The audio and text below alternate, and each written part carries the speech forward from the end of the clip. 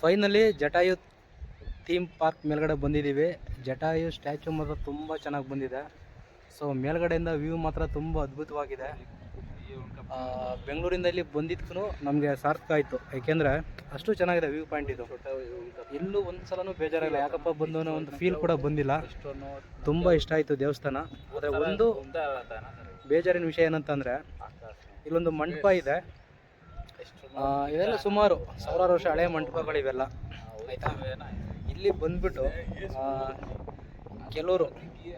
ಕೆಲವರು ಇದ್ದಾರೆ, so called lovers ಅಂತೆ ಅವರು. ಮೇ ಬಿ ಲವರ್ಸ್ ಎಲ್ಲ ಏನೋ ಗೊತ್ತಿಲ್ಲ, ಲವ್ ಮಾಡ್ತಾ ಇದ್ದಾರೋ ಇಲ್ಲ ಇದ್ದಾರೋ ಬಿಟ್ಟು ಹೋಗಿದಾರೋ ಗೊತ್ತಿಲ್ಲ. ಆದರೆ ಅವ್ರ ನೇಮ್ಗಳು ಮಾತ್ರ ಬರೆದಿಟ್ಟು ಹೋಗಿದ್ದಾರೆ ಇಲ್ಲಿ. ನಮ್ಮ ನೇಮು ಯಾವಾಗಲೂ ಇಲ್ಲಿ ಅಜರಾಮರವಾಗಿರಬೇಕು, ಶಾಶ್ವತವಾಗಿ ಜಟಾಯು ಮಂಟಪದಲ್ಲಿ ನಮ್ಮ ಹೆಸರೇ ಇರಬೇಕು. ಏಕೆಂದರೆ ನಾವು ಲವರ್ಸ್ ತುಂಬ ದೂರದಿಂದ ಬಂದಿದ್ದೀವಿ ಅಂತ ಹೇಳ್ಬಿಟ್ಟು ಅವ್ರದ್ದು ಹೆಸರುಗಳೆಲ್ಲ ಕೆತ್ಬಿಟ್ಟು ಹೋಗಿದ್ದಾರೆ. ಹೆಂಗೆ ಕೆತ್ತಿದ್ದಾರೆ ಅಂದರೆ ಯಾರು ಆ ಕೆತ್ತ ಟೈಮ್ ಹಿಡ್ಕೊಂಡು ಕಪ್ಪಲ್ಲಿ ಕುಡಿಬೇಕಿತ್ತು ಆ ಬೇವರ್ಸಿಗಳಿಗೆ.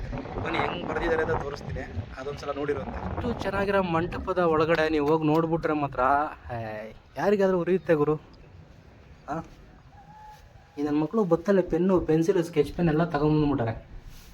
ಅಬ್ಬಾಬಾಬಾಬಾ, ಏನು ಹೆಸರುಗಳು, ಏನು ಲವ್ ಇವ್ರದ್ದು ಸಿಂಬಲ್ಲು, ಏನು ಕರ್ಮ ಗುರು ಇವ್ರದ್ದು. ಮಂಟಪಗಳು ಬಿಡಲ್ಲ, ದೇವಸ್ಥಾನಗಳು ಬಿಡಲ್ಲ. ಆ ದೇವಸ್ಥಾನ ಆಳ್ವಿಕೆ ಮಾಡಿರೋ ರಾಜರ ಹೆಸರುಗಳನ್ನೇ ಬರೆದಿಲ್ಲ ಇಲ್ಲಿ.